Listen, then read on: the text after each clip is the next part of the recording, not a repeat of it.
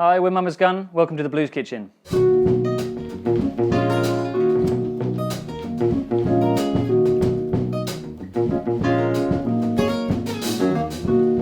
Mama's Gun are a funk and soul outfit based in Brighton. A gang of seriously hot musicians that have worked with the likes of Corine Bailey-Rae and The Impressions. We discuss the band's most recent album, Golden Days, and the guys perform a killer version of Alan Toussaint's Yes We Can. And while you're watching, subscribe to the channel for weekly episodes of The Blues Kitchen Presents. Mama's Gun. Welcome to the Blues Kitchen. Leave me hanging straight away. Sorry, man. How are you guys? Yeah, good. All right. Yeah. In a short while, you're going to be doing, well, an Alan Toussaint tune we were just saying, but more of a Pointer Sisters version of that tune. But before we get to that, let's discuss your new record. 4th album, is that correct? 4 albums deep, yeah. 4 albums so deep. we are. How does it feel to be 4 albums in, unscathed? I think it's pretty good, actually, for a band who's doing the independent thing, to carry on making records, 4 records now, to continue touring them and putting them out and kind of just about living the dreams. It's a beautiful thing, I think. Awesome. So, did you approach this one differently? Was it something that you set aside time for? Because I know you do a lot of session work, you guys, and you play with all manner of people with some serious big names as well. This album was had like a hiatus in the middle, so we started with 2 or 3 songs, got them in the bag that sort of dictated the sound that we were going to move forward with, and then we had a little, maybe like a 6-month gap where we just had other things that had to happen in life, and then we kind of then jumped on it at the end of last year and finished. You buried yourselves in it. Yeah, and we finished it in about probably 2 or 3 months, didn't we? But yeah, they're like 3 main, very quick, fierce stints. There wasn't a lot of kind of chin stroking and like over-egging stuff. It was like, there's the songs, the songs are good. Yeah. One day in the rehearsal room, get in the studio, capture it, move on. It's interesting you say about like 2 or 3 tunes to begin with. Are they, I'd hazard a guess that maybe 1 or 2 of them are like the big tunes, are they, that have come? Because quite often the way you start, isn't it? You have like, wow, we're onto something with this, and then that sets the whole ball rolling on the whole project, if you like. Yeah, I think one of the big singles was in that first clutch, and definitely we learned a lot about how we would present the other songs kind of aesthetically later on. So where did you record it?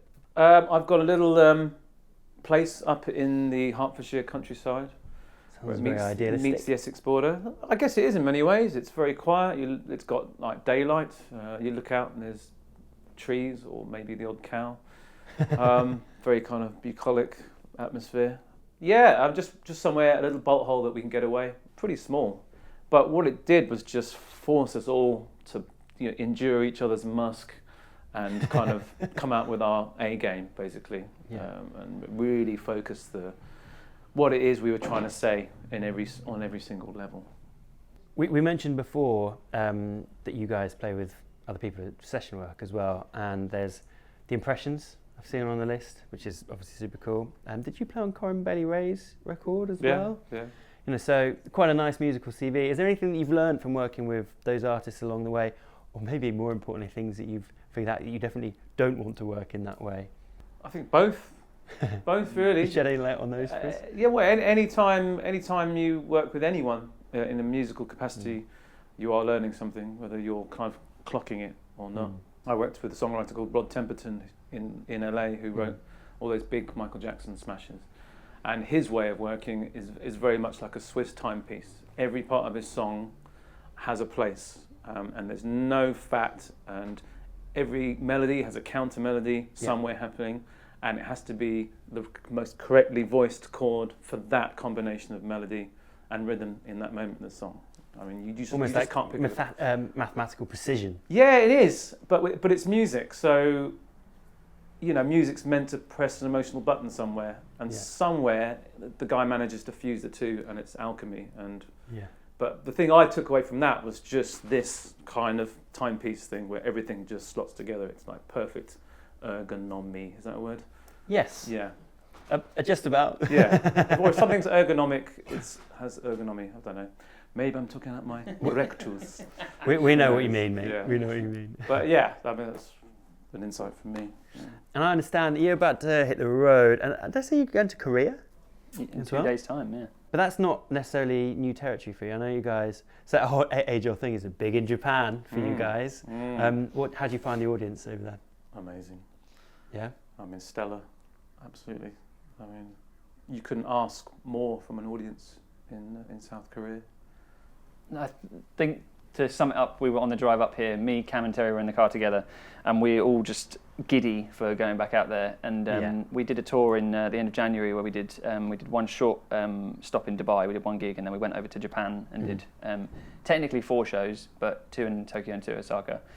And then we went on to South Korea and went to Seoul. It's Seoul, isn't it? You're going to this weekend? Correct. Yeah. The South Korean fans are like just unlike any other, and it's very special. It's quite surreal because when you come back to the UK, it's like crash back down to it's just totally different, 2 different worlds. So it's very, very interesting experience. But yeah. So let's talk a bit about Yes We Can. We were talking about this just before we sat down for the interview, and Alan Toussaint tune. So we've got a nice little move down to New Orleans for this. But you were saying it more of a Pointer Sisters version of the tune. We're taking our cues from that. Taking your cues, okay. Yeah, Gaylord Birch just holding down that big fat beat and that hypnotic kind of bass line. Yeah. I think that's where we take the cues, but we go somewhere else a bit with it in the middle as well. Yeah. Can you remember the first time you heard a version of that tune? I think I heard the Lee Dorsey version first, but when I heard the Pointer Sisters version, just played to me by a producer called Mike Pellinconi, who goes under the name Prince Fatty, big kind of dub producer. I completely lost my beep. I had never heard it before, and yeah, it was just relentless. It's just relentless. It's 11 minutes long, I think, the original cut. But the sound of it is just disgusting. Absolute filth. So, is the kind of New Orleans sound, things like the meters, I mean, is that a lazy comparison for me to make for you guys as a band? No, that's not a touchstone for Mama's Gun as an aesthetic, I don't think. Not the New Orleans thing. It's something we love. Yeah. That kind of greasy, swampy thing. But in terms of this record and where we are now, it's somewhere between like a 60s and 70s kind of soul, classic soul aesthetic. I think that'd be more accurate, I think. Yeah, I think the only comparison I can make is maybe that myself and Cam, the bassist, probably as a rhythm section, I think the way that the meters approach maybe a soul tune or something like that might not be too dissimilar from how me and Cam would do it. By no means am I trying to put you in a box and say, make yourself sound like the meters, is what it is. No. It's quite a nice comparison. Meters are bloody great. House band of New Orleans. Yeah. Cool, well maybe you'd be kind enough to introduce your performance for us. We're 2/5 of Mama's Gun, and you're about to check out our version of Alan Toussaint's Yes We Can. All right.